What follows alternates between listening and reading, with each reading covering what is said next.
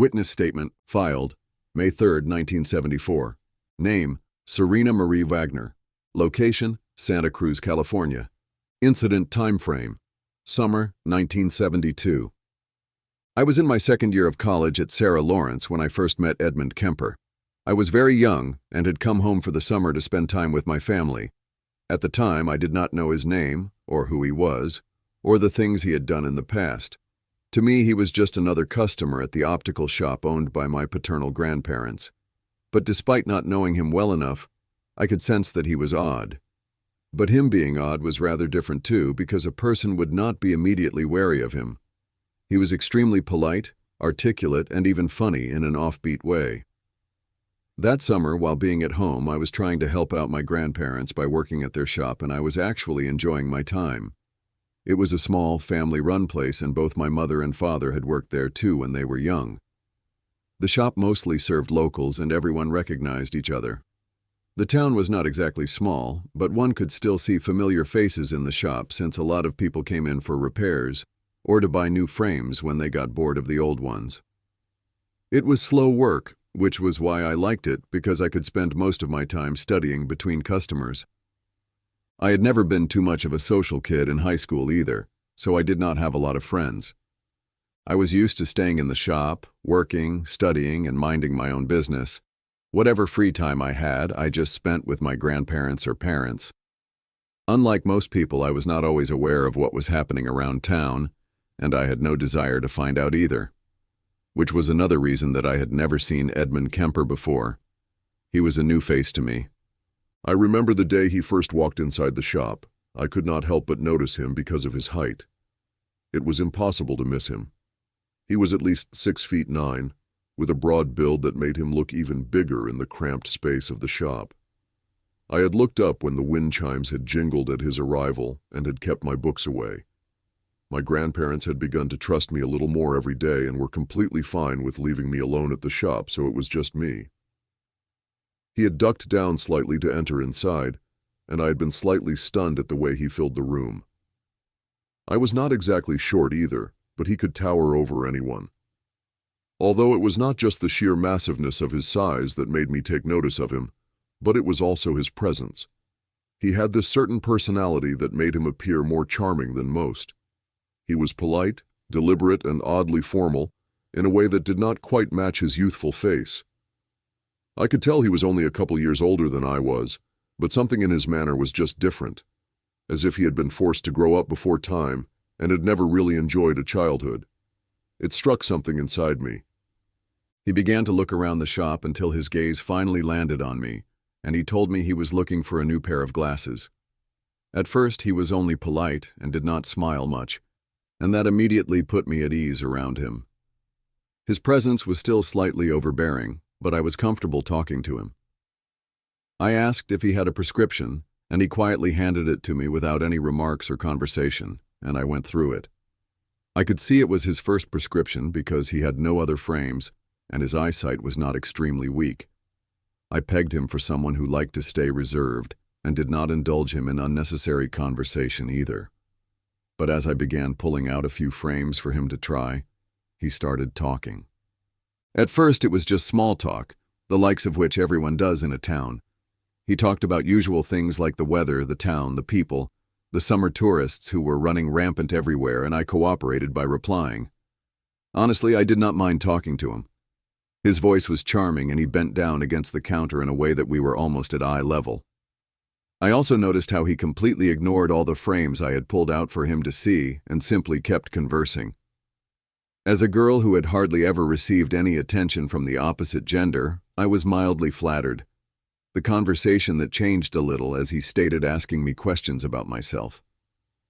The questions were simple and entirely normal, like where was I studying, if I liked to read, what kind of books I read, who did I live with in Santa Cruz, and others. I mentioned I was staying with my parents and working for my paternal grandparents since the shop belonged to them, and he laughingly said how he had killed his own grandparents when he was just 15. There was a slightly awkward pause, but he quickly laughed, and I realized he was just joking. Only if I had known it was anything but a joke. But in that moment, for me, everything about the man was harmless. When I told him I was interested in psychology and enjoyed reading books about it, he seemed genuinely excited, as if the subject interested him as well. Being young and naive, I wanted to hold his attention for a little longer, so I began talking about psychology, and he hung on to every single word. He had started to try on glasses in the meantime as well, but I could see he was distracted with our conversation and was not exactly focused on them. While trying on a pair of wire-framed glasses while standing in front of the mirror, he suddenly mentioned how he enjoyed psychology too, and particularly loved studying criminal minds and what makes criminals tick and do these barbaric things. It wasn't weird yet. A lot of my friends at college enjoyed these things as well. It was perfectly normal to like true crime and psychology, and I did enjoy reading about these things as well to some extent. So I did not see any harm in engaging further into this conversation. It was actually refreshing. It had been quite a while since I have had an interesting conversation with a like-minded individual. I went ahead and told him about a course I was taking at college where we studied criminal behavior. That was when he really started talking. He mentioned cases with highly specific dates and places, and their precisely gruesome details. I was concerned about his odd amount of knowledge on such a sensitive subject, but the way he spoke, I could see that he was intelligent and clearly possessed excellent memory. He was not just summarizing newspaper articles to impress me, but he actually knew details which could only be the result of ample research. I do not exactly remember the cases we talked about, but I wish I did. But I do remember that even when I was listening to him talk, I felt slightly unsettled by how fascinated he was with the discussion. It was not a morbid fascination, followed by an evil smile, but an actual genuine interest, as if he was analyzing those cases and trying to understand the criminals. Now I wonder if he was only trying to figure out himself and his own mind through those cases. He went on for about 30 minutes, and I participated enthusiastically in the discussion, knowing not as much as him, but still enough due to my college course. He had not mentioned why he was so well versed on the subject, and I did not bother asking because I did not want it to seem like I was judging him for a perfectly normal thing. It did seem normal in the moment. In the end, he did not buy any glasses that day, even after spending nearly an hour in the shop while trying on different pairs and chatting. He claimed how he could not come to a decision, and he would think more about it later. A lot of people had done that in the past as well, so I did not pay much heed to it, since it was normal. People took the business of buying glasses rather seriously, and I just pegged him for the careful type. I did not think much of it, until he came back. I remember the date rather accurately because I had been thinking about him more often than I am proud to admit, that he came back exactly 2 weeks later. He walked in, and once again, miraculously, I was the only one in the shop. Both my grandparents had retired for the evening, and I was simply studying when he came inside. This time his height did not surprise me, and I was definitely delighted to see him. He recognized me immediately and made small talk while trying on several pairs of glasses, but he did not think much before finally choosing a pair. I remember he selected thin-rimmed large glasses which were black in color, like the kind people wore in police mugshots, the very glasses he was wearing when they arrested him. I indulged in the small talk like any young girl would with a charming man, and then he did something I had not been expecting at all. He asked me out. Nothing about it was creepy because he acted absolutely perfectly, just like any young man would. He was polite, respectful, said full sentences, and even seemed a little nervous and shy about it. I enjoyed his shyness and felt even more attractive because I could sense he was genuinely interested and definitely did want to spend more time with me. He said how he enjoyed our conversation when he had come the last time and was wondering if we could go to a bookstore or library and then grab dinner. I was actually over the moon, but did not show it, and agreed to the dinner date. The dinner date was the time when I finally began to notice more things that I had not seen earlier. Those were the things which should have scared me more than they did. He picked me up from my house and was actually the kind of man who came to the front door and said hello to my parents. I was extremely flattered at the kindness and respect he was showing me, and had a good feeling about the date. He then drove us straight to a small bookstore downtown. I was rather happy to be there because I had been frequenting the place since I was a little girl, and the store had an old, dusty crime fiction section, which was something we both were interested in. The moment we went inside, he went straight for that particular section and picked up detective novels, crime fiction, and true crime books. We began talking about the books because I had read some of them, and it seemed as if he had read all of them. The conversation, which had started in the optical shop on his first visit, resumed once again, and he asked me if I had ever heard of certain cases. It was once again like the time in the shop, and I could not help but marvel over his extent of knowledge. I felt as if he knew even more than my professors at college did, and that was slightly disturbing. No one person should have consumed so much gore. But up until that point, I did not question any of it. The bookstore was small, but usually remained crowded, even more so during the tourist months. All the while we were there, several people came in and left, but our conversation kept going on as we browsed multiple sections. At one point during that time, someone in the store suddenly mentioned a missing girl in passing, and I too remembered the incident as a recent case which had made it into the papers.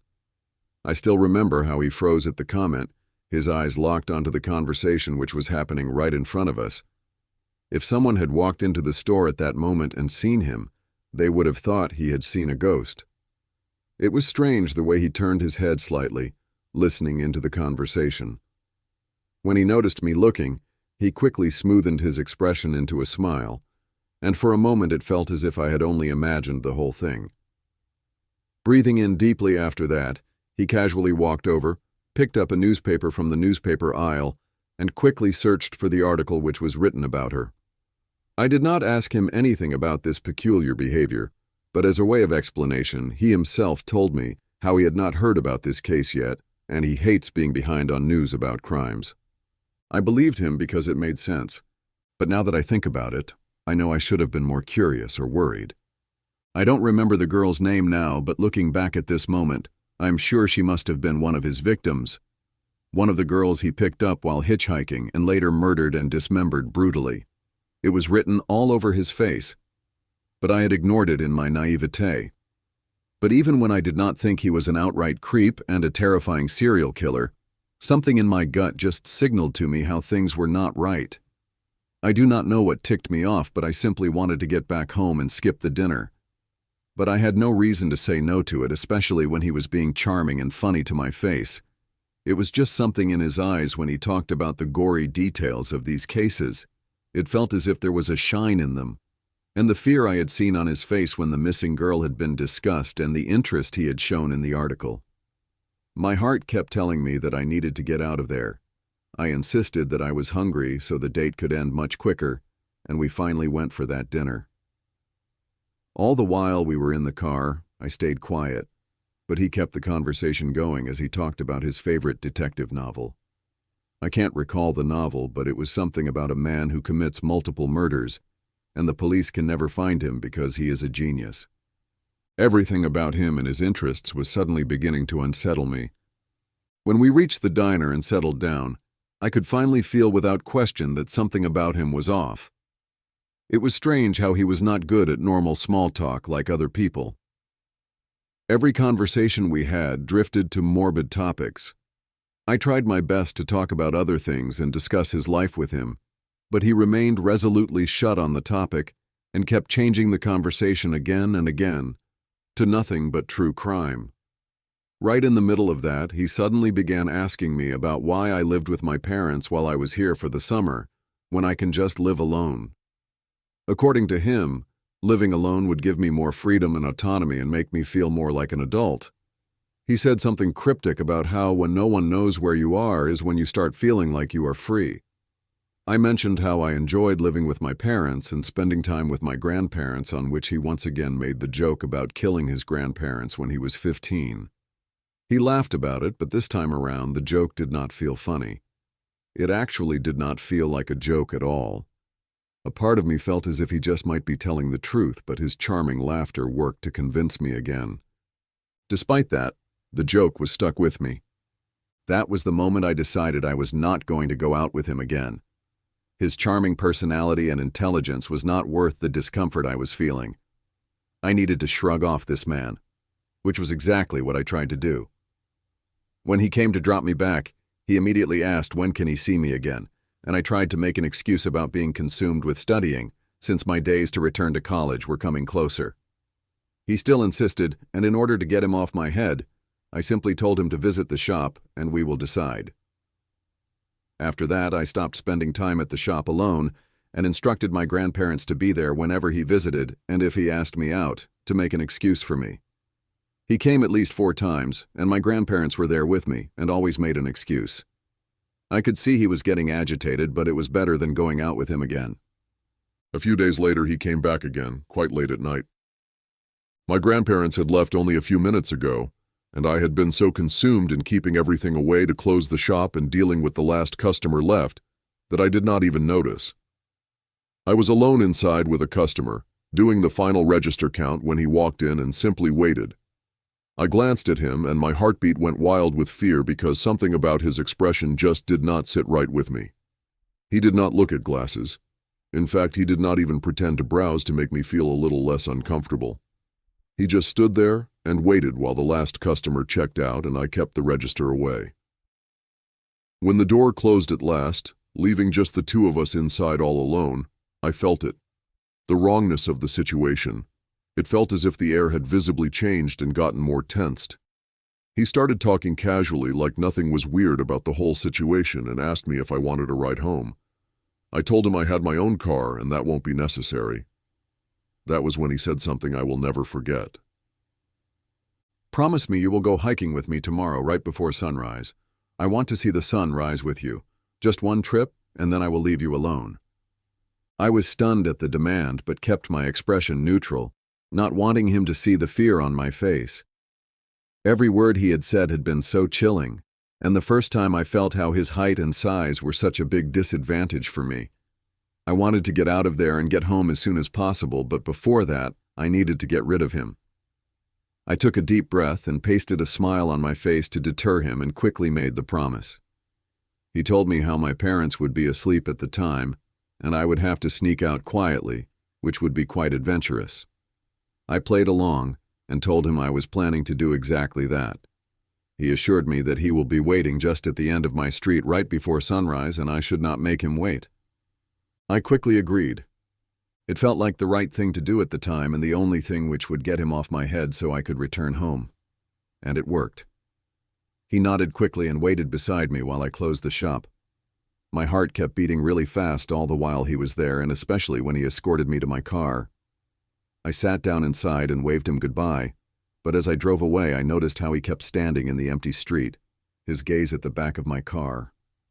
Something about the whole thing was so haunting, chilly and creepy, that everything felt wrong.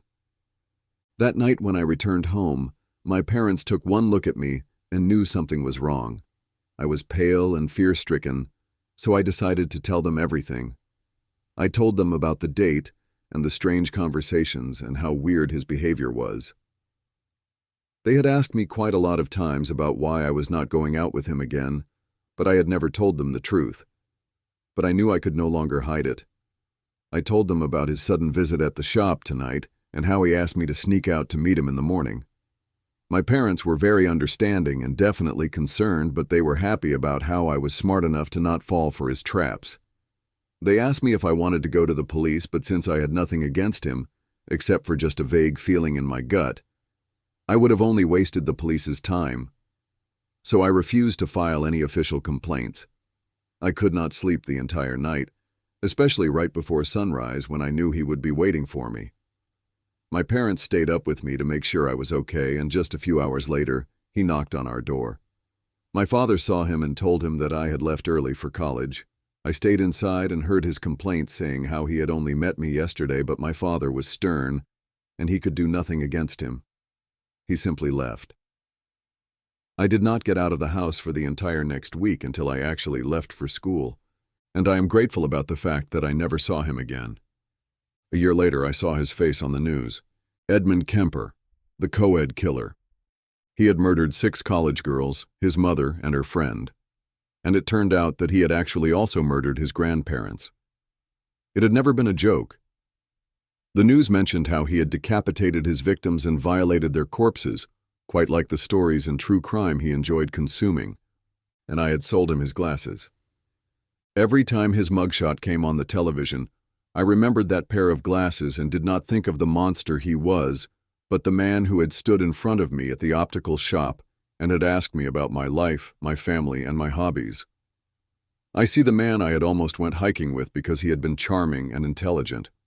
And I do sometimes wonder that if I had not told everything to my parents and had truly gone out with him that day, would I have ever been able to come back? Probably not. I would have been one of his victims. Final notes. This statement is being provided as part of an ongoing effort to collect accounts from those who interacted with Edmund Kemper before his arrest in April 1973. The witness, who has requested anonymity, was not harmed, but had multiple documented encounters with the criminal. Her report has been filed with the Santa Cruz Sheriff's Office for record-keeping purposes. End of statement.